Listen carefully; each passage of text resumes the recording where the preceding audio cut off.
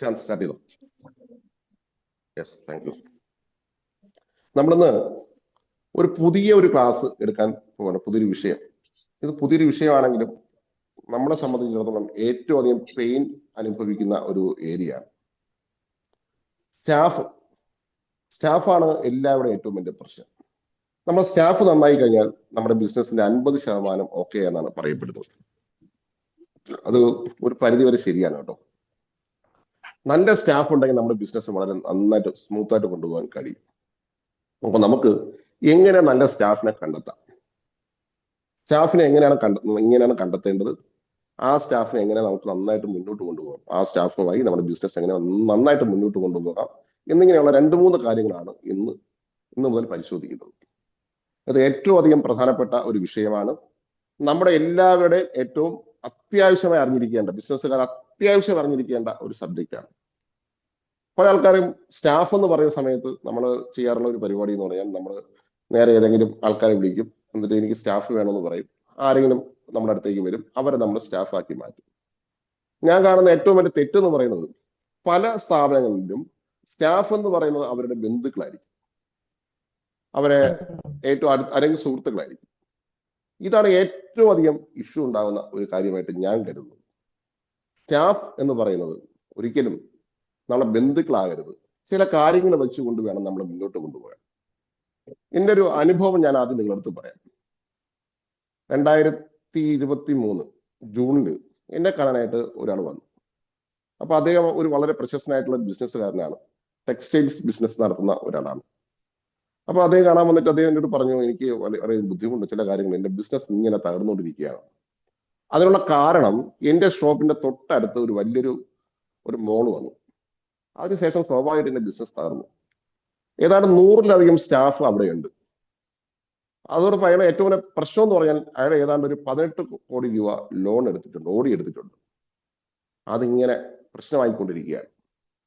എന്തെങ്കിലും ചെയ്തില്ലെങ്കിൽ അദ്ദേഹത്തിന് ആത്മഹത്യ ചെയ്യേണ്ടി വരും. ഇതാണ് അദ്ദേഹത്തിന്റെ കറന്റ് സിറ്റുവേഷൻ. അപ്പൊ ഞാൻ അദ്ദേഹത്തിന്, എൻ്റെ ഒരു ഫ്രണ്ട് പറഞ്ഞിട്ടാണ് അദ്ദേഹം വന്നത്. അങ്ങനെ ഞാൻ അദ്ദേഹത്തിന്റെ ഷോപ്പിൽ പോയി ഞങ്ങളിങ്ങനെ കുറെ കാര്യങ്ങൾ ഡിസ്കസ് ചെയ്തു. ഞാൻ കണ്ട ഒരു കാര്യം, അവിടെ ഏതാണ്ട് 100-ലധികം സ്റ്റാഫ് ഉണ്ട്. ആ സ്റ്റാഫാണ് അവിടുത്തെ ഏറ്റവും അധികം പ്രശ്നമെന്ന് ഞാൻ കണ്ടെത്തി. ഞാൻ അദ്ദേഹത്തോട് പറഞ്ഞു, ഞാനിത് കൈകാര്യം ചെയ്യാം, പക്ഷേ എനിക്ക് ചില കാര്യങ്ങൾ ഞാൻ തീരുമാനമെടുക്കും, അതിനോടൊപ്പം തന്നെ താങ്കൾ എൻ്റെ കൂടെ നിൽക്കണം. ഞാൻ സ്റ്റാഫ് ഇതിലുള്ള നിങ്ങൾ പല സ്റ്റാഫുകളും അത്ര പെർഫെക്റ്റ് അല്ല.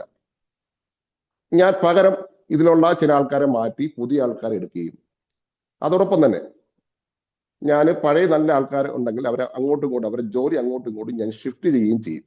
ഇത് സമ്മതമാണെങ്കിൽ ഞാൻ ഈ കാര്യം ചെയ്തു തരാം. എനിക്ക് 6 മാസം സമയം കൊണ്ട് നിങ്ങളുടെ ബിസിനസ് ഞാൻ കാര്യമായ പുരോഗതി കൊണ്ടുവരാം. അങ്ങനെ അവസാനം അദ്ദേഹം സമ്മതിച്ചു. അങ്ങനെ ഞാൻ അതിന് ഓപ്പറേഷൻ നടത്തി.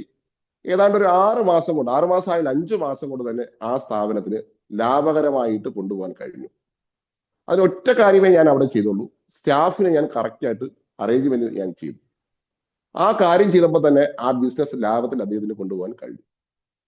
നമുക്കിതൊരു കേസ് സ്റ്റഡിയാണ്, നമുക്കിത് പിന്നീട് അതിനെക്കുറിച്ച് വിശദമായി ചർച്ച ചെയ്യേണ്ട ഒരു കാര്യമാണ്. അതിനു മുമ്പ് എങ്ങനെയാണ് സ്റ്റാഫിനെ നമ്മൾ കണ്ടെത്തേണ്ടത്, കണ്ടെത്തി കഴിഞ്ഞാൽ നാം അവരെ എങ്ങനെയാണ് നമ്മൾ മാനേജ് ചെയ്യേണ്ടത്. ഒരു ബിസിനസ്സുകാരന് ഉണ്ടാകേണ്ട ഏറ്റവും അധികമുള്ള ഒരു പ്രധാനപ്പെട്ട സ്കില്ലാണ് സ്റ്റാഫ് മാനേജ്മെന്റ്.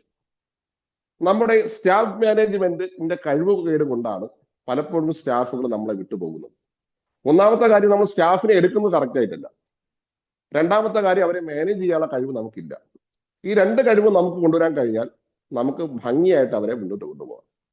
ഇത് എങ്ങനെയാണെന്നാണ് ഇന്നത്തെ ക്ലാസ് നിങ്ങളുടെ മുമ്പിൽ പറയുന്നത്. അപ്പൊ എല്ലാവരും ഒന്ന് ശ്രദ്ധിക്കണം.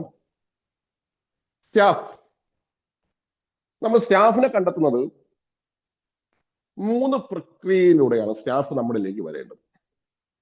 അതിന് മെയിൻ ആയിട്ടുള്ള കാര്യമാണ് ഇന്റർവ്യൂ.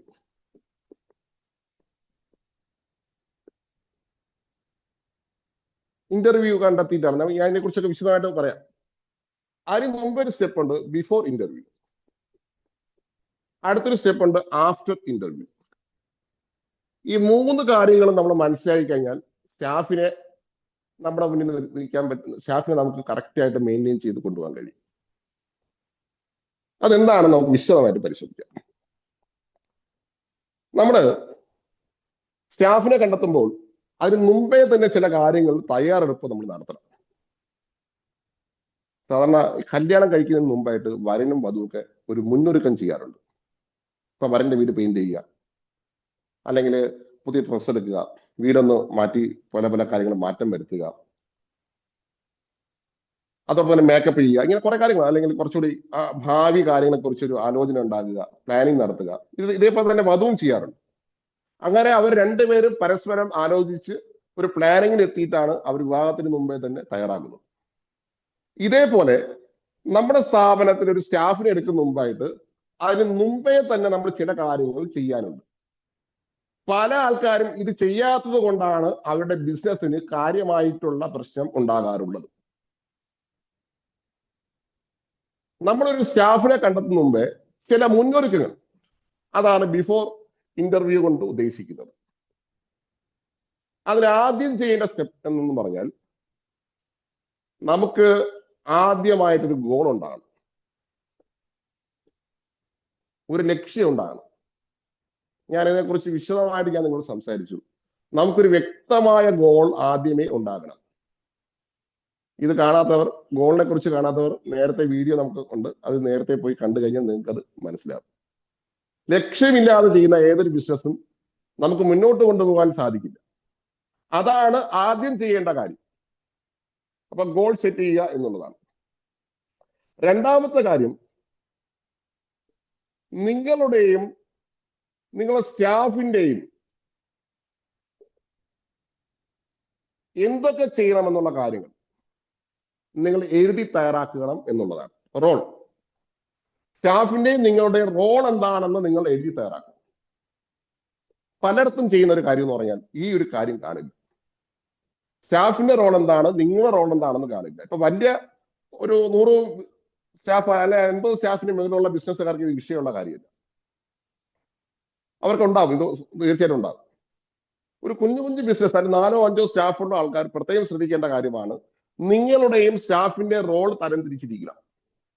ചിലയിടത്ത് കാണുന്ന കാഴ്ച എന്ന് പറഞ്ഞാൽ, ചില ആൾക്കാർ സ്റ്റാഫിനെ എടുക്കും, എന്നിട്ട് അവരെ വിട്ട് ഒരു കാര്യം ചെയ്യിപ്പിക്കില്ല. അവർ ചെയ്താൽ ശരിയാകില്ല എന്ന് വിചാരിച്ചിട്ട് സ്വയം എല്ലാ കാര്യങ്ങളും ഏറ്റെടുത്ത് അങ്ങ് ചെയ്യും. ഇത് വലിയ തെറ്റാണ്. രണ്ടാമത് ചെയ്യുന്ന കാര്യമാണ്, താൻ ചെയ്യേണ്ട കാര്യങ്ങളും സ്റ്റാഫിനെ വിട്ട് ചെയ്യിപ്പിക്കും. എന്നിട്ട് താനൊരു മുതലാളി എന്ന് പറഞ്ഞൊരു ഭാഗത്ത് കയറിയിരിക്കും. ഒരു 5 സ്റ്റാഫ് 10 സ്റ്റാഫ് വരെയുള്ള ആൾക്കാർ ശ്രദ്ധിക്കേണ്ട കാര്യമാണ് ഞാൻ ഈ പറഞ്ഞത്. ബാക്കിയുള്ളതിൽ നിന്ന് മാറിയിട്ടുണ്ടാകും. അപ്പോ താൻ ചെയ്യേണ്ട കാര്യങ്ങൾ, നിങ്ങൾക്ക് എന്തൊക്കെയാണ് നിങ്ങളുടെ റോൾ, സ്റ്റാഫിന് എന്തൊക്കെയാണ് ചെയ്യേണ്ടതെന്നുള്ള റോൾ, ഈ 2 കാര്യങ്ങളും വ്യക്തത വരുത്തി നിങ്ങൾക്ക് എഴുതി തയ്യാറാക്കിയിട്ടുള്ള ഒരു സ്ക്രിപ്റ്റ് ഉണ്ടാകണം, ഒരു ബുക്കായിട്ടുണ്ടാകണം. ഇത് രണ്ടും മനസ്സിലാക്കിയിട്ട് നിങ്ങൾ ചെയ്യേണ്ട കാര്യമാണ് പിന്നെ നിങ്ങൾ ചെയ്യേണ്ടത്. സ്റ്റാഫ് ചെയ്യേണ്ട കാര്യങ്ങൾ സ്റ്റാഫ് ചെയ്തിരിക്കണം. ആ രീതിയിൽ കൊണ്ടുപോകാൻ കഴിയുമ്പോഴാണ് നിങ്ങളുടെ സ്ഥാപനം മികച്ച സ്ഥാപനമായിട്ട് മാറുന്നത്. ഓക്കെ, അടുത്തൊരു കാര്യം, ഈ കാര്യം കഴിഞ്ഞ് കഴിഞ്ഞാൽ അടുത്ത കാര്യം എന്ന് പറഞ്ഞാൽ, മൂന്നാമത്തെ കാര്യം,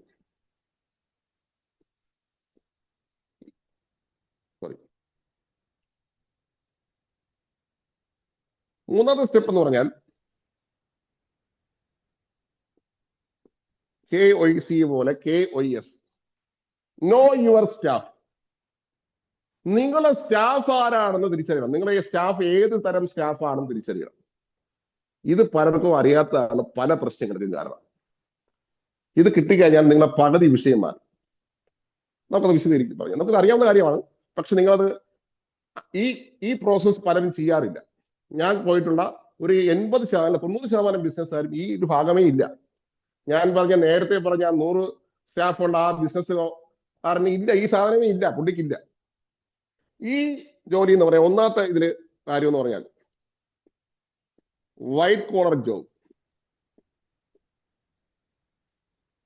2 grey collar job. 3 blue collar job. ഇനി വേറെ ഉണ്ട് കേട്ടോ, പിങ്ക് ഉണ്ട്, ഗോൾഡ് ഉണ്ട്. പക്ഷെ പ്രധാനമായിട്ട് നമ്മുടെ ഒരു SME നിലയിൽ പ്രധാനമായിട്ട് ഈ 3 കോളർ ജോബാണ് ഉള്ളത്. ഇതിൽ ഏത് വിഭാഗത്തിൽ പെടുന്ന ജീവനക്കാരനാണെന്ന് തരം തിരിച്ചു വെക്കണം.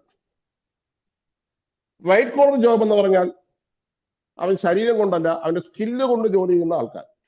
ഉദാഹരണം സെയിൽസ്, മാർക്കറ്റിംഗ്, ഇങ്ങനെയൊക്കെയുള്ള ജോലി സ്കില്ല് ഉപയോഗിച്ച് ചെയ്ത്, അല്ലെങ്കിൽ കമ്പ്യൂട്ടർ അല്ലെങ്കിൽ ഡിസൈൻ ഇങ്ങനെയൊക്കെ ചെയ്യുന്ന ആൾക്കാർ ആണ് വൈറ്റ് കോളർ ജോബ് എന്ന് പറയുന്നത്. അടുത്തുള്ള ജോബാണ് ഗ്രേ എന്ന് പറഞ്ഞാൽ അവർക്ക് ടെക്നിക്കൽ കാര്യങ്ങൾ അറിയാമായിരിക്കണം, അതോടൊപ്പം തന്നെ ശരീരവും ഉപയോഗിക്കണം. ഉദാഹരണം, നമ്മള് ഇലക്ട്രീഷ്യൻ അല്ലെങ്കിൽ എന്താ പറയാ, നമ്മളെ വർക്ക്ഷോപ്പ് ജീവനക്കാർ, ഇവർക്ക് ടെക്നിക്കൽ കാര്യങ്ങളും അറിയാമായിരിക്കണം, അതോടൊപ്പം തന്നെ ഇവരെ സംബന്ധിച്ചിടത്തോളം ഇവർക്ക് ശരീരം ഉപയോഗിച്ച് ജോലി ചെയ്യണം. ഇതാണ് ഗ്രേ കോളർ ജോബ് എന്ന് പറയുന്നത്.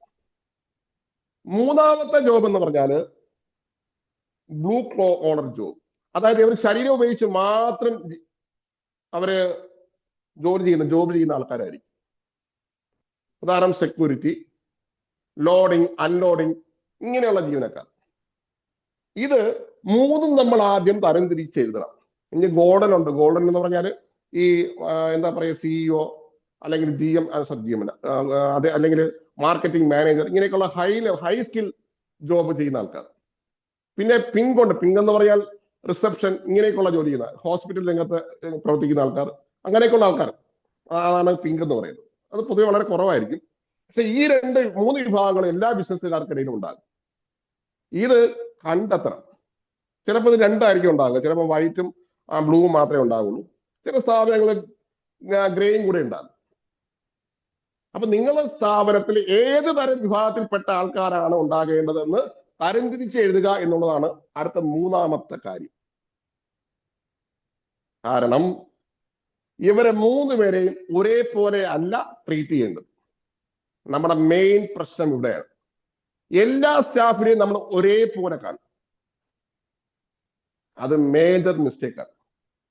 എല്ലാ സ്റ്റാഫിനെയും നമ്മൾ ഒരേപോലെ അല്ല നമ്മൾ ട്രീറ്റ് ചെയ്യേണ്ടത്. ഓരോരുത്തരെയും ഓരോ തരത്തിലാണ്. ഓക്കെ, അപ്പോൾ ഞാൻ ഒരിക്കലും പറയാം, നമുക്കൊരു ഗോൾ ഉണ്ടാകണം. നമ്മുടെയും സ്റ്റാഫിന്റെ റോൾ തരംതിരിച്ച് നമുക്ക് എഴുതണം. അതേപോലെ തന്നെ നിങ്ങളുടെ സ്റ്റാഫ് ആരാണെന്ന് തരംതിരിക്കണം. അത് വൈറ്റ് കോളർ ആണോ, ഗ്രേ ആണോ, ബ്ലൂ ആണോ എന്ന് തരംതിരിച്ച് എഴുതണം മിനിമം. ഇത് തയ്യാറാക്കുക എന്നുള്ളതാണ് BI കൊണ്ട് ഉദ്ദേശിക്കുന്നത്. ഇനി ഒരു കാര്യം കൂടെ ഉണ്ട്, ഇവരെ ഇന്റർവ്യൂവിന് വിളിക്കണം.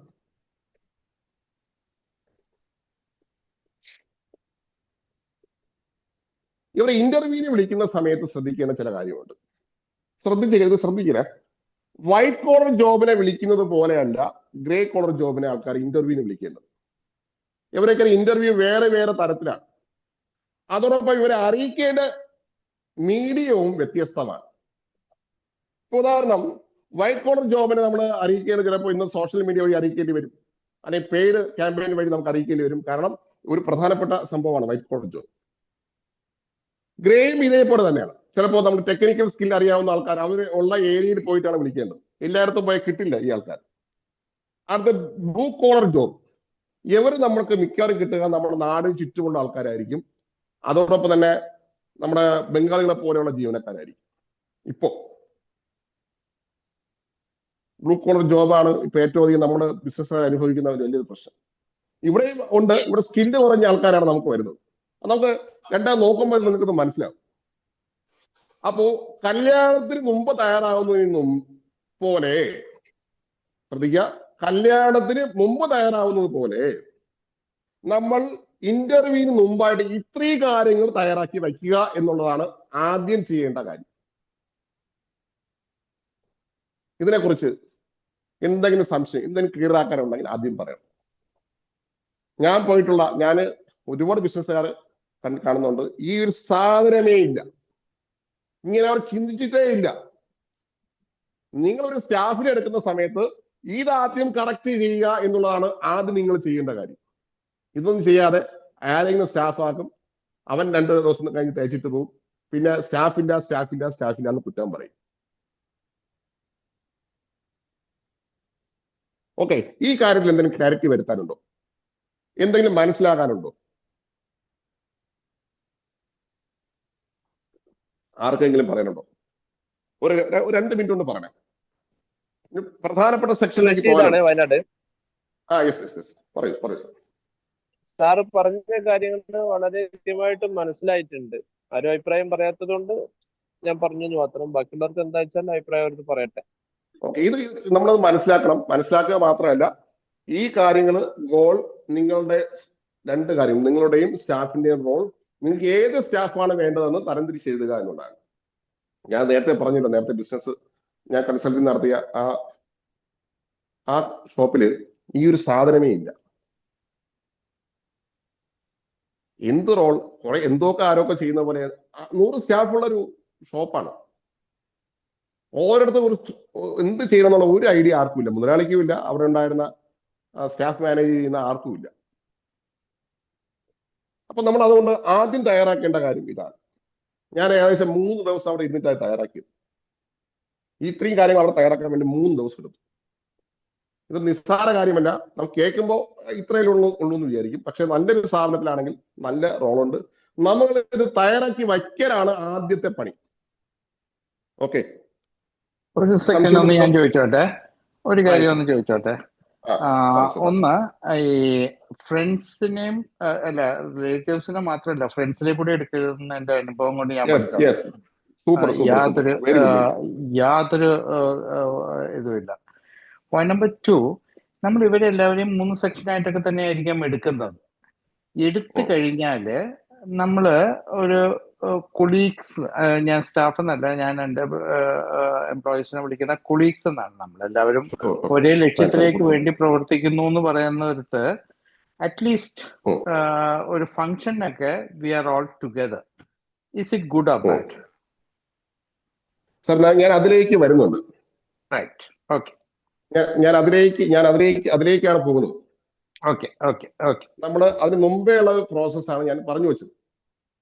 പറഞ്ഞ പോയിന്റിലേക്കാണ് നമ്മൾ ഇനി പോകുന്നത്. അത് സാറ് പറഞ്ഞ വളരെ വളരെ നല്ലൊരു ക്വസ്റ്റ്യൻ ആണ്. പക്ഷേ നമ്മൾ അടുത്ത കുറെ സ്റ്റെപ്പ് വഴി നമുക്ക് പോവാം. ഓക്കെ, നമുക്ക് ഇന്റർവ്യൂ മുമ്പ് ഇത്രയും കാര്യങ്ങൾ നമ്മൾ തയ്യാറാക്കി വെക്കുക എന്നുള്ളതാണ് ആദ്യം ചെയ്യേണ്ട കാര്യം എന്നാണ് ഇവിടെ സൂചിപ്പിച്ചത്. സാറിന്റെ ക്വസ്റ്റ്യനിലേക്ക് നമ്മൾ വരും. വളരെ എല്ലാവരും മനസ്സിലാക്കേണ്ട ഒരു പോയിന്റാണ് സാറ് പറഞ്ഞത്. സാറ് പറഞ്ഞ ഒരു കാര്യം കൂടി വളരെ കറക്റ്റാണ്. ഒന്ന്, നമ്മള് പരിചയമുള്ള ആൾക്കാരെ അല്ല, അത് ബന്ധുവാകട്ടെ സുഹൃത്തുക്കളാകട്ടെ. എനിക്ക് നല്ല പണി കിട്ടിയിട്ടുള്ള ഒരാളാണ് ഞാൻ. എൻ്റെ ബിസിനസ്സിൽ ഞാൻ സുഹൃത്തുക്കളെ എടുത്തു. ആ സുഹൃത്തുക്കൾ ആദ്യം നമുക്ക് അറിയുമല്ലോ, ബിസിനസ് പഠിച്ചിട്ടല്ലോ നമ്മൾ വരുന്നത്. ആ സുഹൃത്തുക്കൾ നമ്മൾ ജോലിക്ക് വെച്ചു. പിന്നെ അവര് നമ്മളെ കാണുന്നത്, പിന്നെ നമ്മൾ എന്തെങ്കിലും പറയുമ്പോൾ, ഓ യവൻ വല്ല മുതലാളി, അതല്ലെങ്കിൽ യവൻ വല്ല എന്നെ ഭരിക്കാൻ പറ്റുന്നു, യവൻ ആര്. അപ്പോൾ ഇങ്ങനെയൊക്കെയുള്ള ഒരുപാട് പ്രശ്നം ഉണ്ടായി. പിന്നെ എനിക്ക് അവനെ മാറ്റേണ്ടി വന്നു. മാറ്റിയ സമയത്ത് അവൻ 100 കണക്കിന് നോട്ടീസ് അടിച്ചു വന്നു. അവൻ വല്ല മറ്റവനായി, വലിയ പൈസക്കാരനായി. ഇവിടെ നമ്മളെ ലോണിലായിരിക്കും ചിലപ്പോൾ ഓടുന്നത്.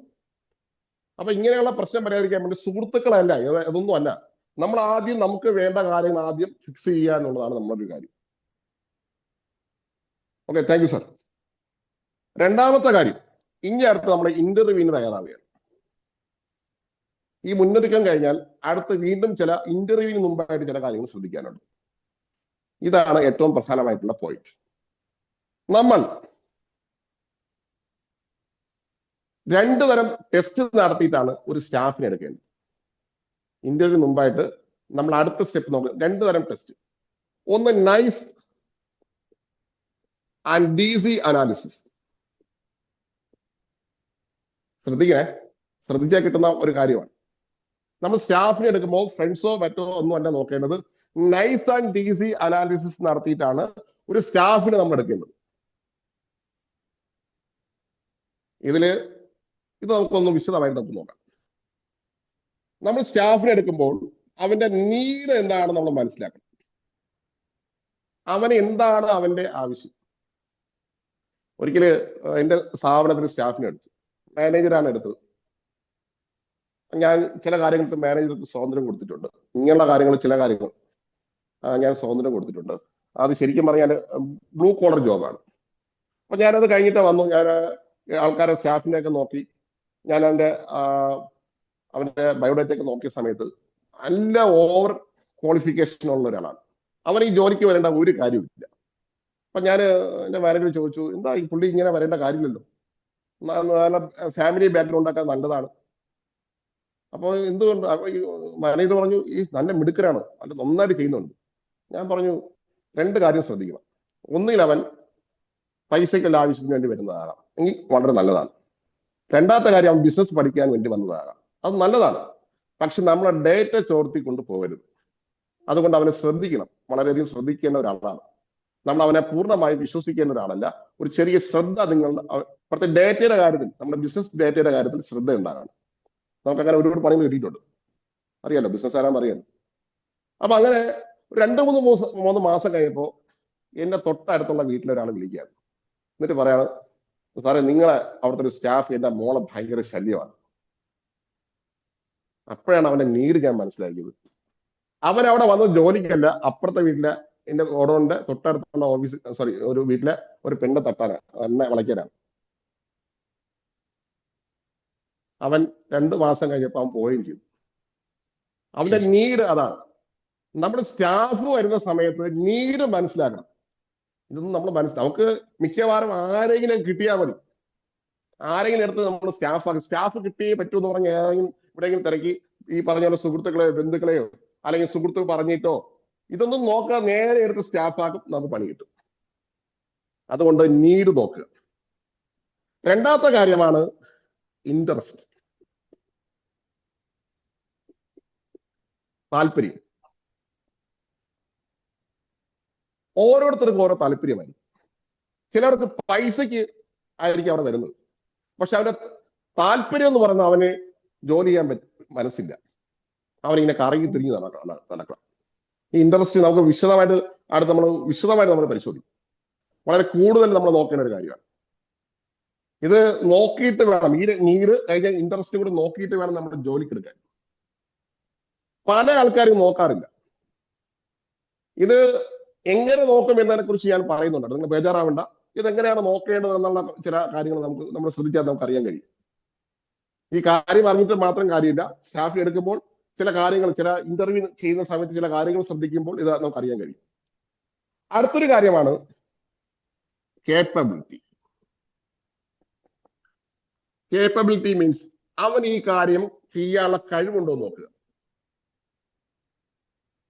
ഫ്രണ്ട്സ് ആണ്, അവന് കേപ്പബിലിറ്റി ഉണ്ടോ എന്ന് നോക്കുക. നീരോ നോക്കണം, ഇൻട്രസ്റ്റ് നോക്കണം, അവന്റെ കേപ്പബിലിറ്റി നോക്കണം. ഇതാണ് മൂന്നാമത് ചെയ്യേണ്ട കാര്യം. കഴിവില്ലാത്ത ഒരാളെ പോലും നമ്മുടെ സ്ഥാപനത്തിൽ നമ്മൾ വയ്ക്കരുത്. കഴിവ് ഒരു പ്രധാനപ്പെട്ട ഒരു കാര്യമാണ്. പല ആൾക്കാർക്കും ഈ കേപ്പബിലിറ്റി എന്നുള്ള കാര്യം മറന്നു. ചിലപ്പോൾ മാമന്റെ മോനായിരിക്കും, ഇല്ലെങ്കിൽ അറിയാവുന്ന ആരെങ്കിലും പറഞ്ഞിട്ടായിരിക്കാം. ഏറ്റവും രസമുള്ള കാര്യം എന്ന് പറഞ്ഞാൽ, ഞാൻ നേരത്തെ ഉള്ള സ്ഥാപനത്തിൽ ഒരു സെക്യൂരിറ്റിക്കാരനുണ്ട്. അദ്ദേഹം എന്ന് പറഞ്ഞാൽ ഈ മുതലാളിയുടെ, ഈ ഓണറിന്റെ ഭാര്യയുടെ ഒരു ബന്ധുവാണ്. അദ്ദേഹമാണ് സെക്യൂരിറ്റി. പട്ടാളത്തിൽ ആയിരുന്നു. വളരെയധികം ആത്മാർത്ഥതയുള്ള ഒരാളാണ്. വരുന്ന വാഹനത്തിനൊക്കെ വളരെ വരിയായിട്ടൊക്കെ അവിടെ നിർത്തും. ഒരു കസ്റ്റമർ വരുന്ന സമയത്ത് അടുക്കും ചിറ്റോട് കൂടി അകത്ത് കയറ്റുള്ളൂ. അപ്പൊ ഞാൻ അവിടെ പോയിട്ട് പറഞ്ഞു, ഇദ്ദേഹത്തിനെ ആദ്യം മാറ്റണം. ഇത് കണ്ട് അവരൊക്കെ ഞെട്ടി. എന്താ പറയുക, ഇത്രയും നല്ല ഒരു ആത്മാർത്ഥമുള്ള വേറെ ജീവനക്കാരനില്ല, ഈ സെക്യൂരിറ്റിക്കാരനെ മാറ്റണം എന്ന് ഞാൻ പറയും. അപ്പൊ ഞാൻ പറഞ്ഞു, ഇയാളാണ് സെക്യൂരിറ്റി എങ്കിൽ ഇവിടെ ആരും വരില്ല. കാര്യം വരുന്ന ആളുടെ ഇയാൾ എന്തെന്നറിയാവൂ, വിരട്ടും. അവിടെ ഇടും, വണ്ടി അവിടെ ഇടും, ഇയാൾ അലറും, പിള്ളേരൊക്കെ പേടിപ്പിക്കും. സെക്യൂരിറ്റിക്കാരൻ എന്ന് പറഞ്ഞ ആളുടെ കേപ്പബിലിറ്റി എന്ന് പറഞ്ഞാൽ വളരെ ലളിതമായി പെരുമാറേണ്ട ഒരാളാണ്.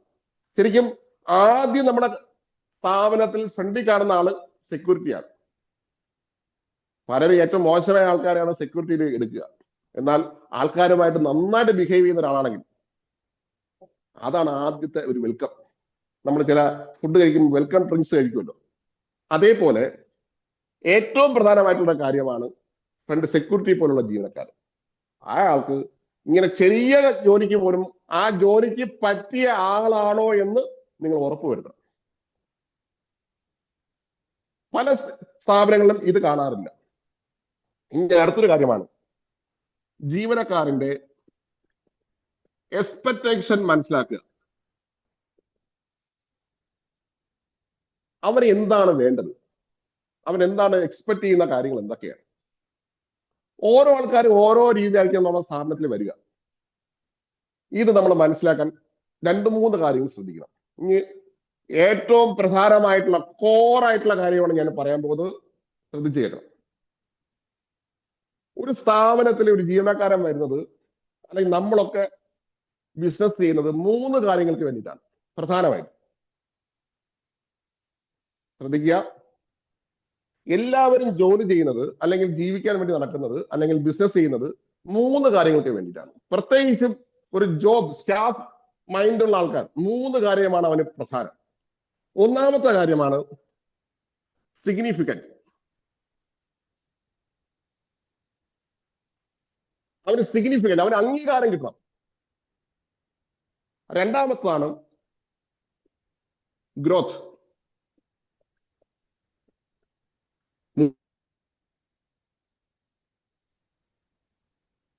ഈ 3 കാര്യങ്ങൾക്കാണ് സിഗ്നിഫിക്കൻറ്റ്, ഗ്രോത്ത് ആൻഡ് സേഫ്റ്റി. ഈ 3 കാര്യങ്ങൾക്കാണ് ഒരാൾ നമ്മൾ സ്റ്റാഫായിട്ട് വരുന്നത്. ഈ ശ്രദ്ധിച്ച് വളരെ ശ്രദ്ധിച്ച് ആഴത്തിൽ മനസ്സിലാക്കേണ്ട ഒരു പോർഷനാണ്. അതായത് ഒരാൾ നമ്മളെ സ്ഥാപനത്തിൽ ജോലിക്ക് പോകുന്നത് അല്ലെങ്കിൽ നമ്മൾ ബിസിനസ് ചെയ്യാനുള്ള കാര്യം എന്താണ്? ചില ആൾക്കാർക്ക് ഗ്രോത്ത് ഉണ്ടാകണം, ചില ആൾക്കാർക്ക് സേഫ്റ്റി ഉണ്ടാകണം, ചില ആൾക്കാർക്ക് സിഗ്നിഫിക്കൻറ്റ് അംഗീകാരം ഉണ്ടാകണം. പല ബിസിനസ്സുകാരും ബിസിനസ് ചെയ്യുന്നത് സിഗ്നിഫിക്കൻ്റ് ആണ്. ആൾക്കാരുടെ മുമ്പിൽ ഒന്ന് പെരുകണം, ഞാൻ ഭയങ്കര സംഭവമാണെന്ന് കാണിക്കണം. ഒരു കാര്യം അതാണ്. രണ്ടാമത്തെ കാര്യം അവന് പൈസയൊക്കെ ഉണ്ടാക്കി വലിയ ഗ്രോത്ത് ഉണ്ട് ചെയ്യണം. മൂന്നാമത്തെ കാര്യം എന്ന് പറഞ്ഞാൽ അറിയാൻ സേഫ്റ്റി. അതിന് സേഫ്റ്റി സുഖമായിട്ട് ഒരു പ്രശ്നമില്ലാതെ ജീവിക്കുക. ഇതേ കാര്യം കൊണ്ട് തന്നെയാണ് ബിസിനസ്സുകാർക്ക് സ്റ്റാഫും കിട്ടുന്നത്. അപ്പൊ നമ്മുടെ സ്റ്റാഫ് ഇതിൽ ഏത് വിഭാഗത്തിലാണെന്ന് അവൻ എക്സ്പെക്ട് ചെയ്യുന്ന കാര്യം ഇതിൽ ഏതാണെന്ന് നമ്മൾ നോക്കണം.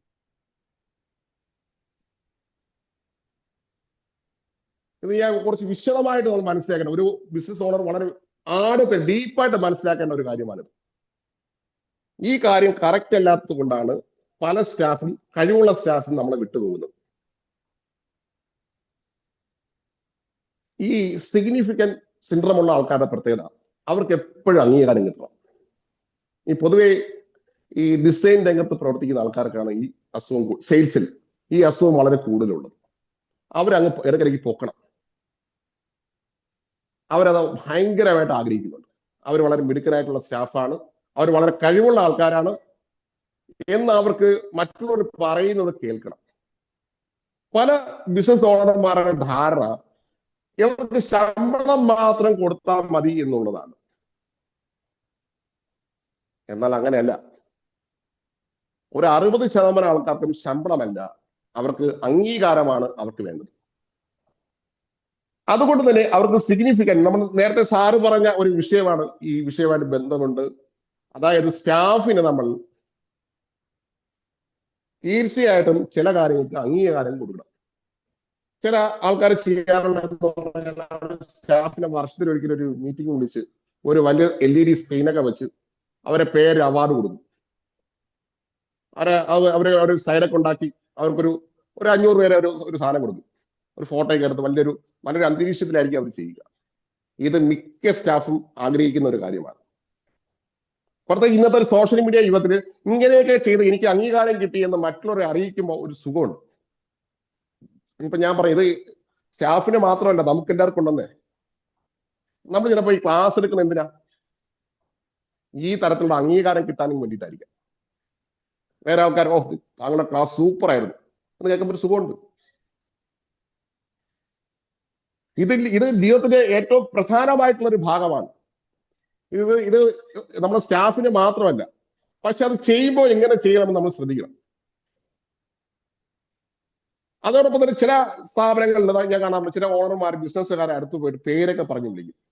പേരൊക്കെ പറഞ്ഞ് അവരെ കണ്ടോടെ ഹായ് എന്നൊക്കെ പറഞ്ഞ് അങ്ങനെ സംസാരിക്കും. അങ്ങനെയുള്ള ബിസിനസ് ഓണറിന്റെ അടുത്ത് ഭയങ്കര സ്നേഹമായിരിക്കും. ചില ആൾക്കാർ സ്റ്റാഫിനെ മൈൻഡ് ചെയ്യില്ല. അവരെന്തോ ഒരു പ്രത്യേകിച്ചും ഈ ബ്ലൂ കോളർ ജോബിന് ഈ കുറച്ച് സിഗ്നിഫിക്കൻസ് കൊടുക്കുകയാണെങ്കിൽ അവർക്ക് ഭയങ്കര സന്തോഷമായിരിക്കും. അപ്പോൾ നമ്മുടെ സ്ഥാപനത്തിൽ സിഗ്നിഫിക്കൻറ്റ് കൊടുക്കാനുള്ള തന്ത്രങ്ങൾ നമുക്കുണ്ടാണ്. നമ്മൾ സ്റ്റാഫിനെ മാനേജ് ചെയ്യുമ്പോൾ ശ്രദ്ധിക്കേണ്ട കാര്യമാണ്. അപ്പോൾ ഈ വരുന്ന സ്റ്റാഫിന് ഇതിൽ ഏതാണ്? ചില ആൾക്കാർ ഗ്രോത്ത് ആയിരിക്കും. ഗ്രോത്ത് മൈൻഡ് സെറ്റ് ഉള്ള ആൾക്കാർ നിങ്ങളുടെ സ്ഥാപനത്തിൽ കിട്ടിയാൽ നിങ്ങൾ രക്ഷപ്പെട്ടു. പക്ഷെ നിങ്ങൾ അടുത്തേക്ക് വരണമെങ്കിൽ നിങ്ങൾക്ക് ഗോൾ ഉണ്ടാകും. ആ ഗോൾ നിസ്സാര ഗോളല്ല, അവരും കൂടി വന്നാലേ അത് പരിഹരിക്കാൻ കഴിയൂ എന്നുള്ള തോന്നൽ നിങ്ങൾ അവർക്ക് ഉണ്ടാക്കി കൊടുത്താൽ അവർക്ക് നിങ്ങൾ ഒന്നും കൊടുക്കേണ്ട, അവർ നിങ്ങളെ കൂടെ ഉണ്ടാകും. എലോൺ മസ്ക് സ്റ്റാഫിന്റെ അടുത്ത് വളരെ മോശമായിട്ടാണ് പെരുമാറുന്നത്. സ്റ്റാഫിന് അയാൾ വളരെ വളരെ മോശമായി. പക്ഷെ അദ്ദേഹത്തിന്റെ ഗോൾ സ്റ്റാഫിനെ അദ്ദേഹം ആദ്യമേ പഠിപ്പിക്കും. നിങ്ങൾ നിൽക്കുന്നത് ഈ ഗോൾ നേടാനാണ്, നമുക്ക് ഒരുമിച്ച് പ്രവർത്തിക്കാം. ആ സ്റ്റാഫ് ഒരിക്കലും മസ്കിനെ വിട്ടു പോകില്ല. കാരണം മസ്കിനെ കണ്ടിട്ടല്ല അവിടെ ആ ആൾ അവിടെ ജോലി ചെയ്യുന്നത്. അവിടെ ജോലി ചെയ്യുന്നത് അവിടുത്തെ വലിയ ലക്ഷ്യം കണ്ടിട്ടാണ്. ആ ലക്ഷ്യത്തിന് ഞാനും ഭാഗമാണല്ലോ എന്ന് വിചാരിച്ചിട്ടാണ്. നിങ്ങൾ ഈ സാധനം നിങ്ങൾ ഗ്രോത്ത് മൈൻഡ് സെറ്റ് ഉള്ളവരെ മനസ്സിലാക്കിയാൽ നിങ്ങൾ പകുതി വിജയിച്ചു. അടുത്തതാണ് സേഫ്റ്റി. പൊതുവെ ബ്ലൂ കോളർ ജോബിന് ഏറ്റവും കൂടുതൽ വരുന്നത് ഇതായിരുന്നു. ഇപ്പൊ നമുക്ക് ബ്ലൂ കോളർ ജോബിന്റെ ആൾക്കാരുടെ എണ്ണം കുറഞ്ഞുകൊണ്ടിരിക്കുകയാണ്. അതിന് കാരണം സേഫ്റ്റി മൈൻഡ് കുറഞ്ഞുകൊണ്ടിരിക്കുക. നമ്മൾ ചില സ്റ്റാഫ് ഉണ്ട്, ഈ സ്റ്റാഫൊക്കെ ഈ പഴയ ഫാൻ പോലെയാണ്. ഉഷ ഫാനൊക്കെ ഉണ്ടല്ലോ, അവർ വന്നു കഴിഞ്ഞാൽ പിന്നെ പോകില്ല. അതായത് ഈ പഴയ ഫാൻ, ഉഷയുടെ ഫാനൊക്കെ ചീത്തയാവില്ല. എത്ര വർഷം കഴിഞ്ഞാലും കറങ്ങിക്കൊണ്ടേയിരിക്കും. 30 വർഷം കഴിഞ്ഞാലും ഒരു പ്രശ്നമില്ലാതെ കറങ്ങിക്കൊണ്ടേയിരിക്കും. ഇതേപോലെയാണ് ചില ആൾക്കാർ. ഇവർ വന്നു കഴിഞ്ഞാൽ, ഇപ്പൊ ഉദാഹരണം നിങ്ങൾ അക്കൗണ്ടന്റ് ആയിട്ട് വരുന്നു, ഇവർ അവസാനം വരെ അക്കൗണ്ടന്റ് ആയിരിക്കും. അവർക്ക് പ്രൊമോഷൻ ഒന്നും വേണ്ട. അവർ 30 വർഷം കഴിഞ്ഞാലും സെയിം പോസ്റ്റ്. അവർക്ക് ഗ്രോത്ത് ചെയ്യണമെന്ന് ഒരു ആഗ്രഹമില്ല. ഇവർക്ക് അംഗീകാരവും വലിയ പ്രശ്നമായിരിക്കില്ല. ഇവരെ മെയിൻ ഇഷ്യൂ ഇവർക്ക് സേഫ്റ്റിയാണ്. അവർ കറക്റ്റ് ശമ്പളം കറക്റ്റ് സമയത്തിന് കിട്ടണം. ആ സ്ഥാപനം സേഫ്റ്റി ആയിരിക്കും, എന്റെ ജീവിതം മുന്നോട്ട് കൊണ്ടുപോകുമെന്ന് ഉറച്ച വിശ്വാസമുള്ളത് കൊണ്ടാണ് അയാൾ അവിടെ വരുന്നത്. പല ആൾക്കാരും ഗവൺമെന്റ് ജോബിന് പോയിക്കൊണ്ടിരിക്കാനുള്ള കാര്യം എന്താണ്? അവിടെ സേഫ്റ്റി, ഒറ്റ കാര്യമുള്ളൂ, സേഫ്റ്റി. പെൻഷൻ ആയാലും ജീവിക്കാമെന്ന് വിചാരിച്ചു. അപ്പൊ സേഫ്റ്റിയും അതിനുള്ള ആൾക്കാർ നമുക്കുണ്ടാകണം. ഈ പൊതുവെ ബ്ലൂ കോളർ ജോബിന് ഇവരാണ് ഏറ്റവും ബെറ്റർ. പക്ഷെ നിർഭാഗ്യവശാൽ ഇപ്പോൾ ഇവരുടെ എണ്ണം കുറഞ്ഞുകൊണ്ടിരിക്കുകയാണ്. ഇപ്പൊ ജീവനക്കാരും തന്നെ സേഫ്റ്റി നോക്കാറില്ല. അവർ ചാടി ഇവരുടെ ജോലി കുറച്ച് ദിവസം ചെയ്യുന്നു, അടുത്ത വേറെ ദിവസം ചെയ്യുന്നു. സിഗ്നിഫിക്കന്റ് ആണ് അവരുടെ മെയിൻ. അവർക്ക് ഇവിടെ അംഗീകാരം കിട്ടുമോ അവിടെ നിൽക്കും, പിന്നെ കുറച്ച് ഗ്രോത്തും.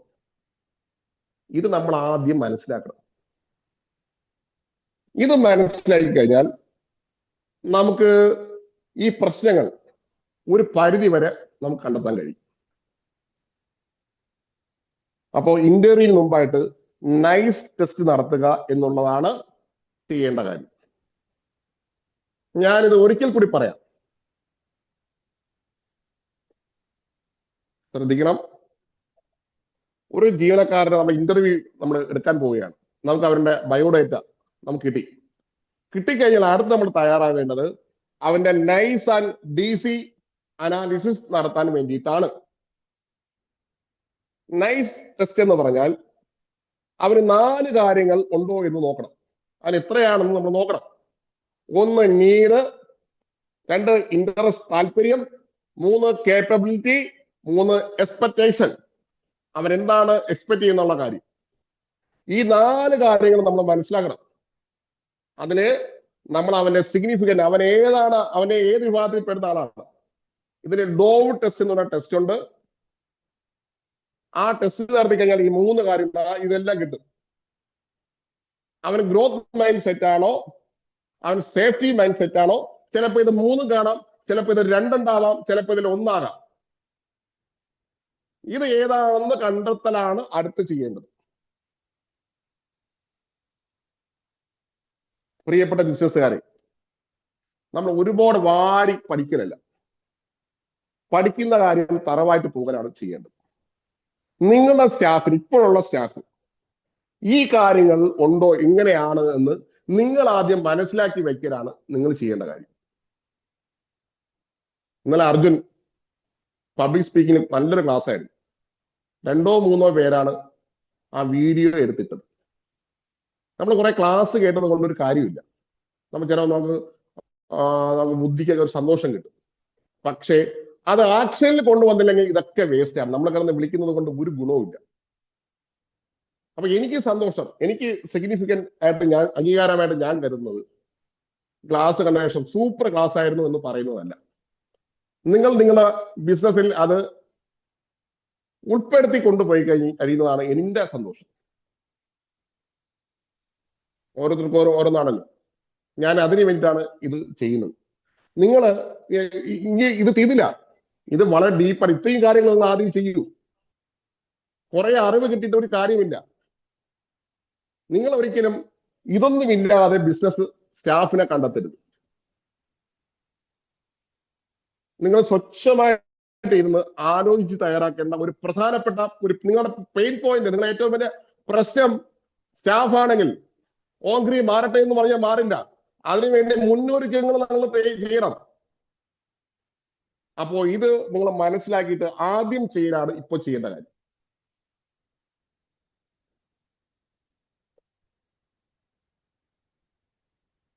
സുരേന്ദ്ര സാർ.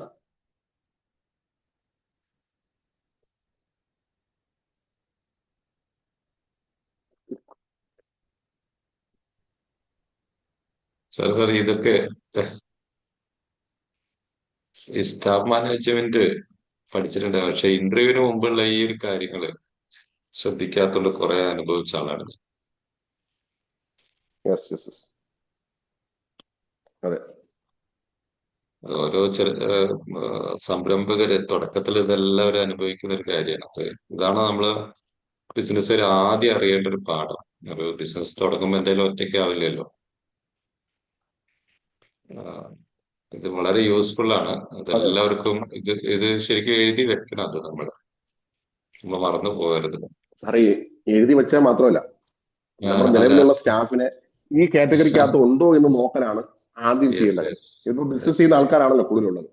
ചെയ്യാതെ ഇല്ലാത്ത ആൾക്കാർ എഴുതി വെക്കുക, മനസ്സിലാക്കുക. ചെയ്യുന്ന ആൾക്കാർ ഇത് എഴുതി വയ്ക്കിച്ചിട്ട് കാര്യമില്ല. ഇത് നമ്മളെ ഇന്ന് തന്നെ ആക്ഷനിൽ കൊണ്ടുവരിക.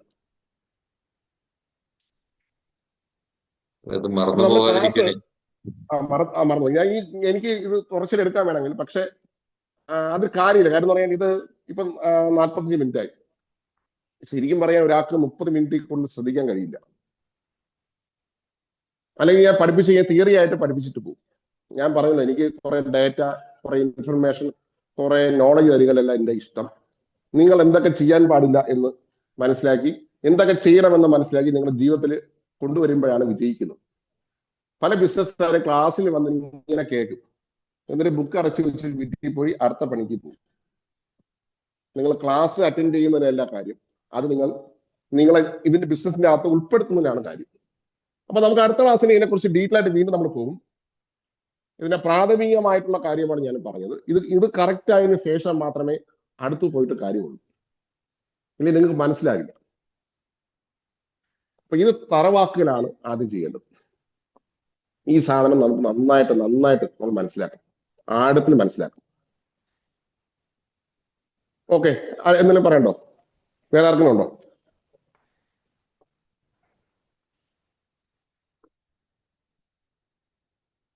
Sebastian sir.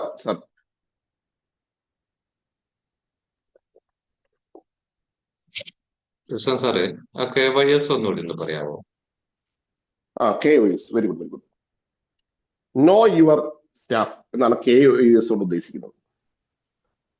എല്ലാ സ്റ്റാഫിനെയും ഒരേപോലെ അല്ല ട്രീറ്റ് ചെയ്യേണ്ടത്. എല്ലാ സ്റ്റാഫിനെയും ഒരേപോലെ അല്ല നമ്മൾ നോക്കേണ്ടത്. മനസ്സിലായോ? പല സ്റ്റാഫും പല ടൈപ്പിലുണ്ട്. വൈറ്റ് കോളർ ജോബ് ഉണ്ട്, ഗ്രേ ഉണ്ട്, ബ്ലൂ ഉണ്ട്, അങ്ങനെ പല ടൈപ്പ് ഉണ്ട്. ഇപ്പൊ ഗോൾഡ് ഉണ്ട്.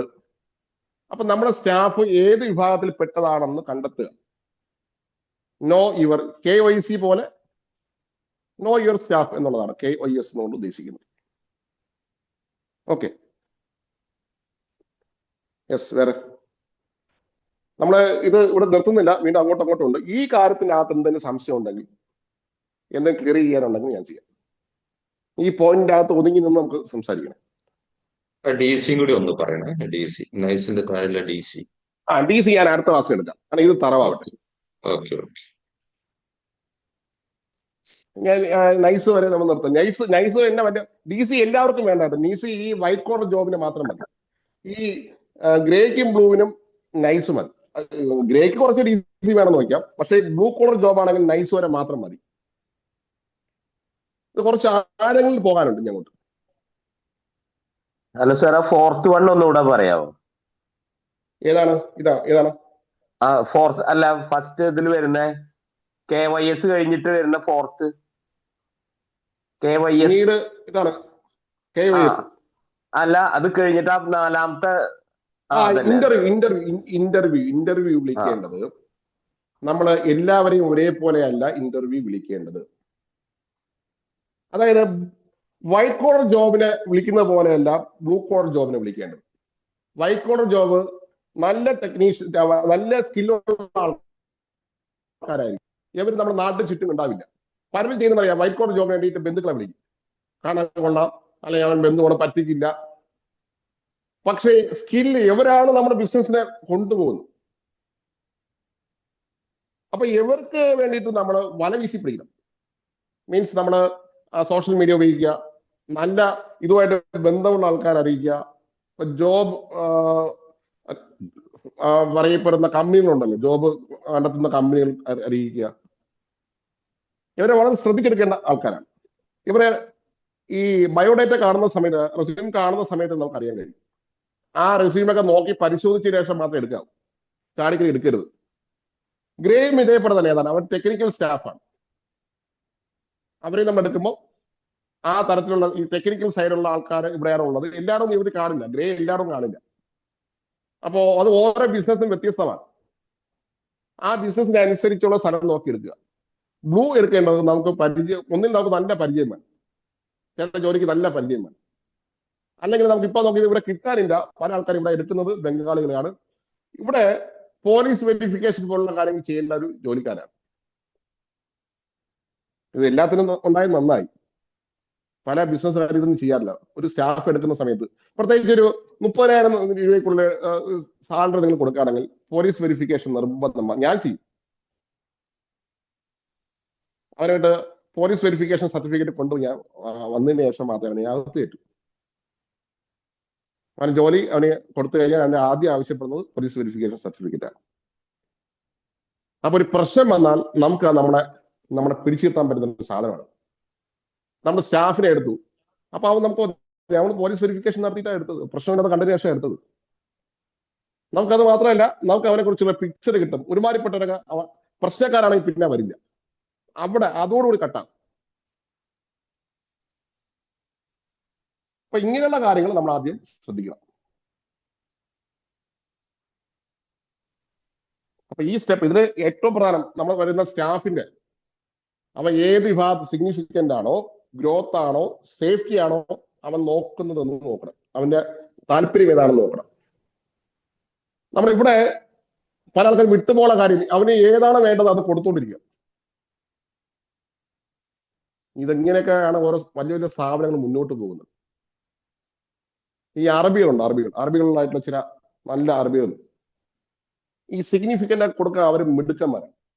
അവർ വന്ന് സ്റ്റാഫിനെ കെട്ടിപ്പിടിച്ച്, നീയാണ് ഈ സ്ഥാപനം കൊണ്ടുപോകുന്നത്, നീ മിടുക്കനാണ് കേട്ടോ, നീ അടിപൊളിയാണ് എന്നൊക്കെ പറഞ്ഞ് അങ്ങ് പൊക്കി പറയും. എന്നിട്ട് അവൻ പോകും. പക്ഷെ കേൾക്കുന്ന ആൾക്ക് വാവ്, പിന്നെ അംഗീകരിച്ചു, പിന്നെ അയാൾക്ക് വേണ്ടി ചത്ത് എന്ന് പണിയെടുക്കും. അവിടെ നിന്നൊക്കെ ഒരുപാട് കാര്യങ്ങൾ പഠിക്കാനുണ്ട്. നമ്മള് പല ആൾക്കാരും മസിൽ പിടിച്ച് ഞാൻ മുതലാളിയാണെന്ന് പറഞ്ഞ് നടക്കും. അവൻ അടിക്കൂടി പാരയും വയ്ക്കും. നമ്മുടെ സ്ഥാപനത്തിനെ വിജയിപ്പിക്കലാണ് നമ്മുടെ ലക്ഷ്യം. അപ്പൊ ഇതൊക്കെ മനസ്സിലാകണമെങ്കിൽ സ്റ്റാഫിന്റെ ഈ കാര്യങ്ങൾ നമ്മൾ മനസ്സിലാക്കണം. യെസ്, വേറെ ഉണ്ടോ? പ്രശാന്ത്, ഞാൻ എൻ്റെ ഒരു എക്സ്പീരിയൻസ് പറഞ്ഞോട്ടെ. Very good. എൻ്റെ ഒരു ടെക്നിക്കൽ ഡയറക്ടർ ഉണ്ട്, കുറച്ച് മെറ്റിക്കുലസ് ആയിരിക്കണമല്ലോ ടെക്നിക്കൽ ഡയറക്ടർ. അപ്പം പുള്ളി ഞങ്ങൾക്ക് PCBയിൽ ചില കമ്പോണൻസ് സോൾഡർ ചെയ്യേണ്ട പണിയുണ്ട്. അതായത് എന്തെങ്കിലും ഇത് വന്നു കഴിഞ്ഞാൽ ഫൈനൽ ചെക്കിന് എന്തെങ്കിലും ഇളകി വെക്കുന്നുണ്ടെങ്കിൽ ആ PCB അറിയാലോ, പ്രിന്റഡ് സർക്യൂട്ട് ബോർഡ്, ആ കുണുകുണൊന്നും പറഞ്ഞിട്ടുള്ള ആ പച്ച ബോർഡ്. അപ്പൊ അതിനകത്ത് ഏതെങ്കിലും ഒരു കമ്പോണന്റ് ഇതായിട്ടുണ്ടെങ്കിൽ വളരെ സൂക്ഷിച്ച് അത് വെൽഡ് ചെയ്തിട്ടുള്ള സോൾഡർ ചെയ്തിട്ടുണ്ടെന്നുണ്ടെങ്കിൽ ആ ബോർഡ് കംപ്ലീറ്റ് പോകും. അതിന് പുള്ളി സെലക്ട് ചെയ്തത് ഗോൾഡ് സ്മിത്തിനെ ആയിരുന്നു. അതായത് ആ കുലത്തൊഴിലായിട്ട് എടുത്തിരിക്കുന്ന ഏതോ ഒരു ജാതിക്കാരുണ്ട്, അവരെയാണ് എടുത്തത്.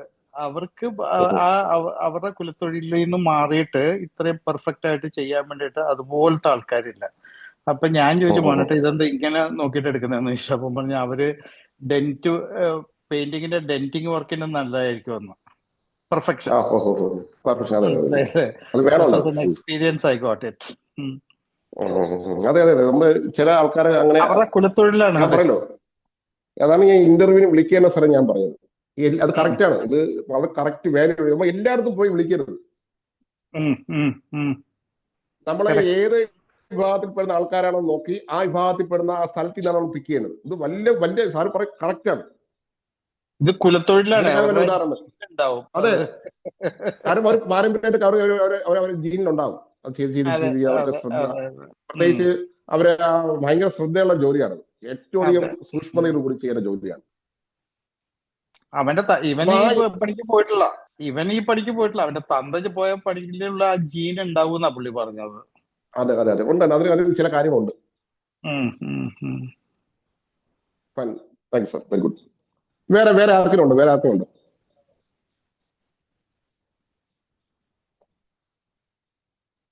ഓക്കെ, ആർക്കും സംശയങ്ങളില്ല എന്ന് ഞാൻ വിചാരിക്കുന്നു. ഇനി മനസ്സിലാവാതെ ആരെങ്കിലും ഉണ്ടോ? എന്തെങ്കിലും ഒന്ന് ഒരിക്കൽ കൂടി പറയണം എന്നുണ്ടെങ്കിൽ ഞാൻ വീണ്ടും പറയും. സാറിനെ പോലുള്ള അനുഭവങ്ങൾ ഉണ്ടെങ്കിൽ അതും പറയാം. നമുക്ക് മറ്റുള്ളവർക്ക് അത് വലിയൊരു ഗുണമായിരിക്കും. ഞാൻ ഇന്നലെ വീഡിയോ അയച്ചിട്ടില്ല എന്നുള്ള ഒരു കുറ്റബോധമുണ്ട്. പക്ഷെ ഇന്നലെയും ഇന്നും നാളെയും കുറച്ച് ഉമ്മണി തിരക്കുള്ളത് കൊണ്ടാണ് കേട്ടോ അയക്കാത്തത്. തീർച്ചയായിട്ടും ഓക്കെ ഓക്കെ.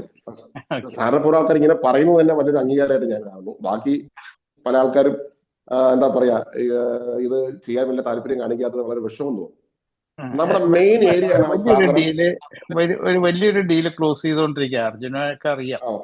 അപ്പൊ അതിന്റെ ഇങ്ങനെ ബാക്ക് ടു ബാക്ക് മീറ്റിംഗ് എന്ന് മാത്രമല്ല, അതിന് തലച്ചോറും ഉപയോഗിക്കണമല്ലോ.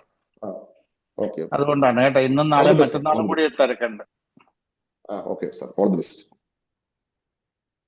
സാറ് ഡീല് ക്ലോസ് ചെയ്താൽ നമ്മുടെ ചെലവ് ചെയ്യണം കേട്ടോ.